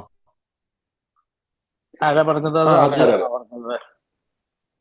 എന്റെ പേര് അനീഷ് എന്നാണ്. അനീഷ്. ഞാൻ വിചാരിച്ച അർജുനായിരിക്കും. അർജുനെ ഞാൻ ചെലവ് ചെയ്യുമെന്ന് ഞാൻ നേരത്തെ പറഞ്ഞിട്ടുള്ളതാ. അതുകൊണ്ടാ ഞാൻ വെറുതെ പറഞ്ഞ, പേടിക്കണ്ട. അല്ലല്ല, ഞാൻ ഈ ഗ്രൂപ്പിൽ ചേർന്നിരിക്കുന്നത് തന്നെ ഈ ഗ്രൂപ്പിന്റെ എബിലിറ്റി നോക്കാനാ. എന്നിട്ട് അവർക്ക് കുറെ വർക്ക് കൊടുക്കാൻ വേണ്ടിയിട്ടാ. ഇവർക്ക് ഈ സംസാരം മാത്രം പറഞ്ഞിട്ട് ഫ്രീ ആയിട്ട് നമ്മളെ പഠിപ്പിച്ചതുകൊണ്ട് മാത്രം കാര്യമില്ലല്ലോ. അപ്പം എനിക്കത് പ്രാക്ടിക്കലായിട്ട് ചെയ്തു തരാൻ വേണ്ടിയിട്ടും കൂടി ഉള്ള വർക്ക് കൊടുക്കാൻ വേണ്ടിയിട്ടാണ്. അപ്പൊ അവരെ അസസ് ചെയ്തുകൊണ്ടിരിക്കുക ഞാനിപ്പം. അതിൽ ഇതുവരെ ജയിച്ചിട്ടുണ്ട് അവര്.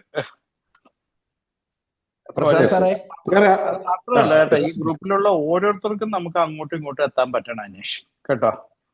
ചെലവ് മാത്രമല്ല, നമുക്ക് ഓരോരുത്തർക്കും. ഇന്നലെ ആരോ എന്നെ വിളിച്ചിരുന്നു, മറ്റേ പ്ലൈവുഡ് കൊണ്ടുവരുന്നില്ലേ? ഇന്നലെ മിനിഞ്ഞാന്ന മറ്റേ ഒരു ചൈനയിൽ നിന്ന് ഒരു പ്ലൈവുഡ് കൊണ്ടുവന്ന അങ്ങനെ ഒരു ക്ലിയറിംഗ് ഫോർവേഡിങ് ഏജന്റിനെ കിട്ടുവാന്ന് നോക്കിയിട്ട്, അഫ്കോഴ്സ് ഈ തിരക്കിനിടയിൽ ഞാൻ കുറച്ച് സമയം എടുത്തിട്ട് പുള്ളിക്ക് റൈറ്റ് ആയിട്ടുള്ള ആളെ മുട്ടിച്ചു കൊടുത്തായിരുന്നു. അങ്ങനെ നമ്മൾ അങ്ങോട്ടും ഇങ്ങോട്ടും എല്ലാവർക്കും എത്തണമെന്നാണ് ഞാൻ പറഞ്ഞു വരുന്നത്. This group cannot be only for attending this free class.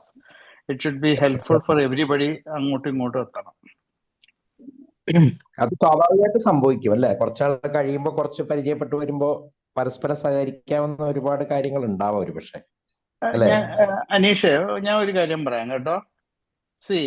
നമ്മള് ഈ പ്രശ്നത്തിന്, ഒരു ബിസിനസ് എന്ന് പറഞ്ഞു കഴിഞ്ഞാൽ എപ്പോഴും പ്രശ്നം എന്ന് ഞാൻ പറയില്ല, ചാലഞ്ചസ് ആണ്. ഈ ചാലഞ്ചസിന്റെ അകത്താണ് നമ്മൾ ഇരിക്കുന്നത്. എപ്പോഴും നമ്മളൊരു പുറത്തുനിന്നൊരു കൺസൾട്ടന്റോ അല്ലെങ്കിൽ ഒരു ഫ്രണ്ടിനോടോ നമ്മൾ സംസാരിച്ചു കഴിഞ്ഞാൽ അവന് ഈ ചാലഞ്ച് ഇല്ല, അവന് വായി തോന്നിയത് എന്തെങ്കിലും പറയും. അതായിരിക്കും നമ്മൾ മിസ് ഔട്ടായിട്ട് നിൽക്കുന്നത്. അതായിരിക്കും. മനസ്സിലായില്ലേ? അത് ആത്മാർത്ഥത കൂടുതലുണ്ടെങ്കിലോ കൂടുതൽ ഫ്രണ്ട്ഷിപ്പ് ഉണ്ടെങ്കിലോ കുറെ കൂടി ടച്ചിങ് ആയിരിക്കും. പക്ഷെ ഞാൻ ഒരു സെക്കൻഡ് എടുത്തോട്ടെ പറയാനാ. എൻ്റെ ഒരു ഫ്രണ്ട്, അവന് റിയൽ എസ്റ്റേറ്റിലേക്ക് ആദ്യം കൈ കൊടുത്തത് ഞാനാണെന്ന് വേണേ പറയാം. അത് കഴിഞ്ഞ് അവൻ അങ്ങോട്ട് പോയത് ഒരു പോക്കായിരുന്നു. ഒരു ഭയങ്കര ലെവല് എന്ന് പറഞ്ഞു കഴിഞ്ഞാൽ ഭയങ്കര ലെവല്. ചുരുക്കം പറഞ്ഞു കഴിഞ്ഞാൽ അവനൊരു ഫ്ലാറ്റ് പണിതെന്നുള്ള ഒറ്റ കണ്ടീഷനിൽ ഞാൻ അവിടെ ഫ്ലാറ്റ് പണിച്ച് അവനും താമസിക്കുന്നുണ്ടെന്ന് പറയുന്നത്. ഇത് കഴിഞ്ഞ് ഒരു ദിവസം ഞാൻ നോക്കുമ്പം ഞാൻ പുറത്തുനിന്ന് അറിഞ്ഞ് ഇവന്റെ ഫ്ലാറ്റിന് വെള്ളിയും ശരിയും വിലക്കുറവാണെന്ന്. മനസ്സിലായില്ലേ? അപ്പൊ ഇവനെ ഞാൻ വിളിച്ചു ചോദിച്ചു, സുഹൃത്ത് എന്താ ഇങ്ങനെയെന്ന് ചോദിച്ചു. ഞാൻ നല്ല ടൈറ്റാടാ. ഞാൻ അന്നേരം പറഞ്ഞ ഒരു കാര്യമുണ്ട്, റോട്ടി കപ്പട ഓർ മക്കാൻ. ഞാൻ അരിക്കച്ചവടക്കാരനായിരുന്നു അന്ന്. തുണിക്കച്ചവടം, വീട്, ഇത് മനുഷ്യന്റെ 3 ബേസിക് സാധനമാണ്. ഇത് ഒരു കാലത്തും ഡിമാൻഡ് കുറയാൻ പാടില്ലാത്ത സാധനമാണ്. എനിക്കിപ്പോൾ വിറ്റ് തീർക്കണമെന്നുണ്ടെങ്കിൽ 5 രൂപ കുറച്ച് വിറ്റ് കഴിഞ്ഞാൽ ഗോഡൗൺ മുഴുവൻ കാര്യമായി കിട്ടും. സെയിം ഷീമാറ്റിക്ക് ഒന്ന് നിർത്തണമെന്നുണ്ടെങ്കിൽ 10% കുറച്ച് ആൾക്കാർ വാരി എടുത്തോണ്ടും പോകും. പിന്നെ നിന്റെ വീട് മാത്രം എന്താ വിൽക്കാൻ പറ്റാത്തതെന്നായിരുന്നു എൻ്റെ ചോദ്യം. പിന്നെ അപ്പ പറഞ്ഞു, എട്ടാ നീ പറഞ്ഞതൊരു പോയിന്റ് ആണല്ലോ എന്ന്. അന്ന് ഞാനൊരു വൈകിട്ടാ പറഞ്ഞത്. അന്ന് പിറ്റേ ദിവസം കാലത്ത് വിളിച്ചിട്ട് പറഞ്ഞ, എടാ എനിക്കൊന്ന് നിന്നെ കാണണമെന്ന് പറഞ്ഞു. ഞാൻ ചോദിച്ചാൽ എന്താ പ്രോബ്ലം ഐഡന്റിഫൈ ചെയ്തു, അതിന്റെ സൊല്യൂഷനും ഉണ്ട്, അതൊന്ന് നിന്നോട് ചോദിക്കണമെന്ന് പറഞ്ഞു. ഞാടാ നമുക്ക് വൈകിട്ട് കാണാമെന്ന് പറഞ്ഞ് നോക്കുമ്പോൾ എന്താണെന്നറിയാം, ഇവൻ പറഞ്ഞത് ഞാൻ വീടല്ലടാ വിൽക്കുന്നതെന്ന്. ഞങ്ങൾ സ്കൂൾ മുതൽ ഒരുമിച്ച് പഠിച്ചത് കാരണം എടാ പോടാന്നാ വിളിക്കാറ്. എടാ ഞാൻ വീടല്ല വിൽക്കുന്നതെന്ന്. ഞാൻ ചോദിച്ചു പിന്നെന്ത് കോപ്പാടാ നീ വിൽക്കുന്നതെന്ന് ചോദിച്ചു. അവൻ പറഞ്ഞത്, എടാ ഞാൻ വിൽക്കുന്ന ഇൻവെസ്റ്റ്മെന്റാ, അതായത് ഒരു ഹൈ എൻഡ് ഫ്ലാറ്റാ ഞാൻ വിൽക്കുന്നത്. അത് അവന്റെ വീടല്ല, അവന്റെ ഒരു സെക്കൻഡ് ഇൻവെസ്റ്റ്മെന്റാ. അവിടെയാണ് എൻ്റെ പ്രശ്നം. ഞാൻ ചോദിച്ചു അപ്പൊ നീ സൊല്യൂഷൻ കണ്ടെന്ന് പറഞ്ഞാൽ, എനിക്കൊരു 100 ഏക്കർ സ്ഥലമുണ്ട് ഒരിടത്ത്, കാട് പിടിച്ച് കിടക്കുക. അപ്പം അതിലൊരു 5 സെന്റ് എടുത്തിട്ട് 5 സെന്റും ഒരു 1200 ഇൻഡിവിജ്വൽ വീട്. മറ്റേത് ഫ്ലാറ്റ് എന്ന് പറയുമ്പോൾ കംപ്ലീറ്റ് വിറ്റ് തീർന്നിട്ടില്ലെങ്കിൽ അവൻ പണിയാ. അത് എനിക്കൊരു 10 ലക്ഷം രൂപക്ക് വിൽക്കാൻ പറ്റും. പക്ഷേ ഇത് ഈസി ആയിട്ട് വിൽക്കാമല്ലോ എന്ന് പറഞ്ഞ്. മനസ്സിലായില്ലേ? ഒരു ഇവന് ഓഫർ ഇട്ട് കഴിഞ്ഞപ്പോൾ ഉണ്ടല്ല, ഇവനെന്തോ 5 കോടി രൂപയായിട്ടായിരുന്നു പ്രോബ്ലം. 5 ലക്ഷം രൂപ അഡ്വാൻസ് കൊടുത്തു കഴിഞ്ഞാൽ 6 മാസം കൊണ്ട് 10 ലക്ഷം രൂപയുടെ വീട് തരാമെന്ന് പറഞ്ഞപ്പോൾ 5 കോടി രൂപ പിറ്റേ ദിവസം കിട്ടി. പ്രശ്നം തീർന്നു. ബാക്കി 95 ഏക്കർ സ്ഥലം ഇപ്പോഴും കിടപ്പുണ്ട് അവര്. 95 ഇല്ല, ഒരു 19 ഏക്കർ സ്ഥലം ഇപ്പോഴും കിടപ്പുണ്ട് അവിടെ. ഞാൻ പറഞ്ഞത്, എനിക്ക് അരിക്കച്ചവടവും ഈ കൺസ്ട്രക്ഷനും റിയൽ എസ്റ്റേറ്റുമായിട്ടൊന്നും യാതൊരു ബന്ധവുമില്ല. പക്ഷെ അവന്റെ ചാലഞ്ചിന്റെ അകത്ത് അവൻ മുങ്ങിക്കിടക്കുമ്പോൾ അവന് ഈ ബുദ്ധി വരില്ല. അപ്പൊ അത് കാരണം ഇതുപോലത്തെ കൺസൾട്ടൻസിനെ എപ്പോഴും നമ്മൾ ഉപയോഗിക്കണമെന്നാണ് ഞാൻ പറഞ്ഞു വരുന്നത്. ഓക്കെ, എല്ലാവർക്കും അവസരം കൊടുക്കണമല്ല. Okay, thank you sir. Thank you. Good morning sir. Good morning. Very good morning. Hello. കേൾക്കുന്നുണ്ട്, പറഞ്ഞു. സാർ, ഞാൻ ഒരുപാട് ആഗ്രഹിച്ചിരുന്ന ഒരു ക്ലാസ് ആയിരുന്നു ഇത്. കാരണം ഞാൻ നേരത്തെ ഈ വീഡിയോയിലൂടെ ഞാൻ പറഞ്ഞിട്ടുണ്ടായിരുന്നു, അതായത് ഞാൻ മെയിൻ ആയിട്ട് ഫേസ് ചെയ്തുകൊണ്ടിരിക്കുന്ന ഇഷ്യൂസിൽ ഒന്നാണ് സ്റ്റാഫ് മാനേജ്മെന്റും. അതേപോലെ സ്റ്റാഫിനെ കഴിഞ്ഞ ദിവസം പറഞ്ഞ പോലെ നമ്മൾ സ്റ്റാഫിനെ മാറ്റി നിർത്തിയിട്ട് പെർഫെക്ഷന്റെ കാര്യത്തിൽ സ്വന്തമായിട്ട് ചെയ്യുക എന്നുള്ള ചില കാര്യങ്ങളൊക്കെ ഞാൻ സ്ഥിരമായിട്ട് ചെയ്തുകൊണ്ടിരിക്കുന്നത്. ഏകദേശം 4 വർഷത്തോളം ഞാൻ ഈ എന്താ പറയുന്നത് കാർ വാഷിംഗ് ആൻഡ് ഡീറ്റെയിലിംഗിൽ 4 വർഷത്തോളമായിട്ട് ഞാൻ പിന്തുടർന്നു പോന്നുകൊണ്ടിരിക്കുന്ന ഒരു കാര്യമായിരുന്നു ഇത്. അപ്പൊ ഇതിലൂടെ ഞാൻ കഴിഞ്ഞ ദിവസം അർജുൻ സാറിനോട് ചോദിക്കുകയും ചെയ്തു, സാറേ നമുക്ക് സ്റ്റാഫ് മാനേജ്മെന്റിനെ പറ്റി ഒരു ക്ലാസ് കിട്ടണം, അപ്പം വരുമെന്ന് പറഞ്ഞിരുന്നു. എന്തൊക്കെയായാലും വളരെ സന്തോഷം ഇത് കേട്ടതിൽ.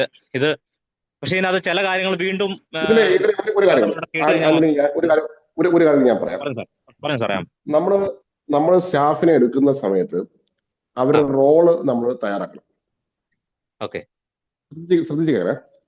നിങ്ങളെ കാർ സെന്ററിൽ സംഭവിക്കുന്ന പറഞ്ഞാൽ ഒരാൾക്ക് ഒരു കാർ കൊടുക്കുന്നതിനേക്കാളും നല്ലത്, ശ്രദ്ധിച്ചു കേൾക്കണം, ഒരാൾക്ക് ഒരു കാർ കൊടുക്കുന്നതിനേക്കാളും നല്ലത് ഓരോരുത്തർക്കും ഓരോ കാറിന്റെ പാർട്ടുകൾ ക്ലീൻ ചെയ്യുക. ഉദാഹരണം, ആദ്യം അതിന്റെ അടിഭാഗം ക്ലീൻ ചെയ്യുന്ന ഒരു ടീം, അടുത്ത ആളിന് അതിന്റെ അകം ഇന്റീരിയർ ആയിരിക്കാം.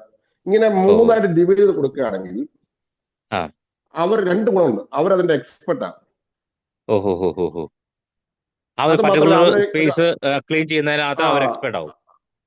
എക്സ്പെർട്ട് ആവും. രണ്ടാമത്തെ കാര്യം എന്ന് പറഞ്ഞാൽ അവര് എത്ര കാർ എന്നുള്ള എണ്ണം കുറയും ഇവിടെ. നിങ്ങളെ ഏറ്റവും കൂടുതൽ, കാരണം ഇത് ഒരു കേസൻ ടെക്നിക്കാണ്. ജപ്പാൻകാർ കേസിനെ കുറിച്ചൊക്കെ നിങ്ങൾ അടിച്ചു നോക്കൂ, നിങ്ങൾ നെറ്റിലൊക്കെ അടിച്ചു നോക്കി. കേസൻ ജപ്പാൻകാർ ചെയ്യുന്ന ഒരു മെത്തേഡാണ്. കേസൻ ടെക്നോളജി. കേസൻ. അതെ, കേസൻ. അപ്പൊ അത് അങ്ങനെ നിങ്ങൾ വളരെ വ്യക്തമായിട്ട് ഇത് പ്ലാൻ ചെയ്യണം. ഇത് ഇന്ന് നാളെ പോയി നടപ്പിലാക്കരുത്. ഇത് വളരെ ആലോചിച്ച് 2-3 മാസം എടുത്ത് കാരണം ഞാൻ ഒരു കിട്ടിയെന്ന് പറയുന്നത് നേരെ പോയി ചെയ്യും, അവർ കിട്ടു പോകും. അങ്ങനെയല്ല, ഇത് പതുക്കെ പതുക്കെ ഇംപ്ലിമെന്റ് ചെയ്യും, ആലോചിച്ച് ചെയ്യുന്ന കാര്യമാണ്. അപ്പൊ അങ്ങനെ വരുന്ന സമയത്ത് എണ്ണത്തിന്റെ പ്രശ്നം വരും. അവർക്ക് വളരെ വേഗത്തിൽ ആ കാര്യത്തിൽ അവർ ഭയങ്കര എക്സ്പെർട്ടാണ്. ഒരേ കാര്യം നിരന്തരം ചെയ്യുമ്പോൾ അത് കുറച്ച് ഭാഗം ചെയ്യുന്നത് മൈക്രോ അല്ലെങ്കിൽ നാനോ ലെവൽ അതിന് എക്സ്പെർട്ട് ആയിട്ട് മാറും. അതാണ് നിങ്ങൾക്ക് ഗുണം ചെയ്യുന്നത്. അപ്പൊ അങ്ങനെ ഇത് ഡിവൈഡ് ചെയ്ത് കൊടുക്കുകയാണെങ്കിൽ ഓരോരുത്തർ നല്ല ഷോപ്പുകൾ അങ്ങനെ ചെയ്യുന്നത്. ഞാനിങ്ങനെ ഒരു സ്ഥലത്ത് കൊടുത്തിട്ടുണ്ട്, അവർക്ക് വലിയ ഗുണം കിട്ടിയത് കൊണ്ടാണ് ഞാൻ പറയുന്നത്. അപ്പൊ നിങ്ങളെ സ്ഥലവും പരിസ്ഥിതിയും കൂടെ നോക്കിയിട്ട് വേണം ഇത് ചെയ്യാൻ. വർക്ക് ഫാസ്റ്റ് ആകുകയും ചെയ്യും കേട്ടോ. അവർക്ക് ഫാസ്റ്റ് ആവുകയും ചെയ്യും. യെസ്. അവർ കുറെ കഴിയുമ്പോൾ ഉണ്ടല്ലോ, ആദ്യം ചില പ്രശ്നമായിരിക്കും, കുറെ കഴിയുമ്പോൾ അതിൽ എക്സ്പെർട്ട് ആ കാര്യം പെട്ടെന്ന് അവർ ചെയ്തേക്കും. അത് മാത്രമല്ല അവരുടെ ഒരു കാർ 2 കാർ എന്നുള്ള എണ്ണം അവിടെ പ്രശ്നം വരില്ല. ഇവർ തമ്മിൽ മത്സരം ഉണ്ടാവും, ആരാണ് ഏറ്റവും കൂടുതൽ പെട്ടെന്ന് ചെയ്യുന്നത് മത്സരം അവർ തമ്മിൽ ആന്തരികമായിട്ടുണ്ടാകും. എന്നിട്ട് നിങ്ങൾ സിഗ്നിഫിക്കന്റിന്റെ കാര്യം ഓർക്കുക. അവർക്ക് ചിലപ്പോൾ ഏതാണ് ഗ്രോത്ത് ആണോ സേഫ്റ്റി ആണോ നോക്കിയിട്ട് അത് കൊടുത്തുകൊണ്ടിരിക്കുക. നമ്മൾ സ്റ്റാഫിനെ ഒരിക്കലും നമ്മൾ എടുക്കുന്ന സ്റ്റാഫിനെ പെട്ടെന്ന് പറഞ്ഞിരിക്കരുത്. ഞാൻ വേറൊരു കാര്യം കൂടി പറയാം. ഞാൻ കേസ് സ്റ്റഡി ആയിട്ട് ഞാനിപ്പോ അവിടെ ചെയ്ത ഒരു വഴി എന്ന് പറഞ്ഞാൽ 100ഓളം സ്റ്റാഫിന് ഞാൻ 20 എണ്ണത്തിനെ പറഞ്ഞു വെച്ചു. അങ്ങനെ 80 സ്റ്റാഫാക്കി. പിന്നെ 7 ഞാൻ അല്ലാതെ സ്റ്റാഫിന് ഞാൻ എടുത്തു. അപ്പൊ അതില് ഞാൻ ഡോവ് ടെസ്റ്റ് എന്ന് പറയുമ്പോൾ നമുക്ക് അങ്ങോട്ട് പഠിക്കാം. ആ ടെസ്റ്റൊക്കെ നടത്തിയിട്ട് അവരുടെ അഭിരുചിയൊക്കെ മനസ്സിലാക്കിയിട്ട് അടുത്ത് ചെയ്ത കാര്യം എന്ന് പറഞ്ഞാൽ ഈ ആൾക്കാരെ അങ്ങോട്ടും ഇങ്ങോട്ടും ഷിഫ്റ്റ് ചെയ്തു. ചില ആൾക്കാരുണ്ട്, അവർ ഭയങ്കര സിഗ്നിഫിക്കന്റ് ഉള്ള ആൾക്കാരാണ്. അവര് ഈ പൊതുവെ അങ്ങനെയുള്ള ആൾക്കാർക്ക് എന്ന് പറഞ്ഞാൽ ആൾക്കാരുമായിട്ട് സംസാരിക്കാൻ ഭയങ്കര ഇഷ്ടമാണ്. ഞാൻ ഒരു ഫ്രണ്ട് ആൻഡ് സ്റ്റാഫാക്കി മാറ്റി. അതോടൊപ്പം തന്നെ അതിന് അതെ സെയിൽസ് സ്കില്ലുള്ള ആൾക്കാരുണ്ട്, സിഗ്നിഫിക്കന്റ് കൊണ്ട് സെയിൽസ് സ്കില്ലുള്ള ആൾക്കാരുണ്ട്. ഇവരെ ഞാനാണെങ്കിൽ പ്രീമിയർ പ്രോഡക്റ്റ് വിൽക്കാൻ വേണ്ടി മാറ്റി. എന്നിട്ട് അവർക്ക് പ്രത്യേക ഒരു അടിപൊളി യൂണിഫോം കൊടുത്തപ്പോൾ അവർ ബാക്കിയുള്ളവരിൽ നിന്ന് വ്യത്യസ്തരാക്കി. പിന്നെ അങ്ങോട്ട് അവർ ഭയങ്കര പെർഫോം ആയിരുന്നു. അവർ ഒരു പുതിയ ആൾക്കാരായിട്ട് മാറി. അതിൽ സേഫ്റ്റി ആഗ്രഹിക്കുന്ന ആൾക്കാരെ ഞാൻ എന്ത് ചെയ്യുന്ന അതിന്റെ ഗോഡൌണിൽ കൊണ്ട് കയറ്റി അവര് ഇതിൽ നിന്നൊക്കെ മാറ്റി ഞാൻ വേറെ ജോലിക്ക് ചേഞ്ച് ചെയ്യും. അവർ ഹാപ്പിയായി. അവർക്ക് ശരിക്കും പറയാം, അവർക്ക് കസ്റ്റമറെ കാണുന്ന ഇഷ്ടമേ അല്ല. അവര് കസ്റ്റമർ സംസാരിക്കില്ല, മുഖത്ത് നോക്കില്ല. ഒരാൾ തുണിയെടുക്കാൻ വരുമ്പോൾ മുഖത്ത് നോക്കില്ല. അതാണ് അവിടുത്തെ സ്റ്റാഫായിരുന്നു. അപ്പൊ അവര് നേരെ ഗോഡൌണിലേക്ക് പോയി അവര് ഡ്രസ് എടുക്കുക, ഇങ്ങനെയുള്ള ഡിസ്പ്ലേ സ്റ്റാഫ് ആക്കിയപ്പോ അവര് ഓരോരുത്തരുടെ അനുഭവം അവരുടെ എന്താണ് കഴിവ് നോക്കിയിട്ടാണ് നമ്മൾ സ്റ്റാഫിനാണ് മാറ്റേണ്ടത്. മനസ്സിലായില്ലേ? അവരതില് പുലിയായി. ചിലർ ഗ്രോത്തുള്ള ആൾക്കാരൊക്കെ ഞാൻ അവർക്ക് ഓരോ പോസ്റ്റ് മാറ്റി കൊടുത്തു. അവരെ പോസ്റ്റ് കുറെ ചേഞ്ച് ചെയ്തു. പോസ്റ്റിന്റെ പേര് സത്യത്തിൽ വേറെ ഒന്നും പേര് മാറ്റി. മാർക്കറ്റിംഗ് ഹെഡ് ഒരു ID കാർഡൊക്കെ കൊടുത്തു. അവർ ഇത്രയൊക്കെ ഉള്ളൂ. കുക്കിന്റെ പേര് മാറ്റി ചെഫ് എന്നിട്ട് കൊടുത്തു അല്ലേ? കുക്കെന്നുള്ള പേര് മാറ്റിയിട്ട് ചെഫ് എന്നാക്കി കൊടുത്ത്. ഇത്രയേ ഉള്ളൂ. കറക്റ്റുമായിട്ടാ സാർ പറയും. അതെ, കുക്കിന്റെ മകളെ നമ്മൾ കല്യാണം കഴിച്ചു കൊടുക്കൂല, പക്ഷെ ചെഫിന്റെ അതാണ് പോയിന്റ്. നല്ലൊരു ഇതായിരുന്നു, നല്ലൊരു കമ്പാരിസൺ ആയിപ്പോയി. വേറൊരു കാര്യം കൂടി ഉണ്ട് കേട്ടാ പ്രശാന്ത്. ഞാനിത് ഒരു 5 കോടി രൂപ കൊടുത്തിട്ട് പഠിച്ചതാ. എന്റെ ഒരു പാർട്ണർ നല്ല സ്മാർട്ടായിരുന്നു. അപ്പൊ പുള്ളിയെ കാരണം എനിക്കൊരു 5 കോടി രൂപ നഷ്ടപ്പെട്ടു. പക്ഷെ ഇപ്പോഴും എനിക്ക് പുള്ളിയെ ഭയങ്കര ബഹുമാനം. അപ്പം പുള്ളി കഴിവുകെട്ടവരെ എടുക്കുകയാണെന്നുണ്ടെങ്കിൽ ഉണ്ടല്ലോ, അവനെ റീറ്റെയിൻ ചെയ്യണമെന്നുണ്ടെങ്കിൽ ചെയ്യുന്ന ഒരു പണിയാ അസിസ്റ്റന്റ് മാനേജർ പോസ്റ്റ് കൊടുക്കും. അതുകൊണ്ട് അവന് അസിസ്റ്റന്റ് മാനേജറായി. പിന്നെ അവന് ജോലി കിട്ടണമെന്നുണ്ടെങ്കിൽ മാനേജർ പോസ്റ്റ് കിട്ടിയാലേ പോകുള്ളൂ. ജന്മത്ത് മൂക്കിൽ പല്ലുമുളഞ്ഞ അവന് മാനേജർ പോസ്റ്റ് കിട്ടില്ല. ഇത് പഠിക്കാൻ വേണ്ടി ഒരു 5 കോടി രൂപ ചെലവായെങ്കിൽ അതൊരു ചെലവല്ല, അതൊരു ഇൻവെസ്റ്റ്മെന്റ്. വലിയൊരു ഇഷ്ടമാണ്, ജ്ഞാനമാണ്. യെസ്, ഇത് ഇങ്ങനെയൊക്കെ കൊണ്ട് നമ്മള് ജീവനക്കാരനെ ഇങ്ങനെയൊക്കെയാണ് ട്രീറ്റ് ചെയ്തത്. എല്ലാവരും ഇമോഷൻ വെച്ചിട്ടാണ് പ്രവർത്തിക്കുന്നത്. നമ്മളും ആ ഇമോഷൻ അടിമപ്പെടരുത്. നമ്മൾ അതിന്റെ മുകളിൽ വരണം. ഞാൻ കഴിഞ്ഞ പ്രാവശ്യം നമുക്ക് ആദ്യം വേണ്ടത് EQ ആണെന്ന് പറഞ്ഞല്ലോ. ഇതൊക്കെ അവിടുന്ന് ആരംഭിക്കേണ്ട കാര്യങ്ങളാണ്. നമ്മുടെ ഏതൊരു പ്രശ്നം വന്നാലും അതിൻ്റെ അകത്തൊരു സാധ്യത ഉണ്ടാകും.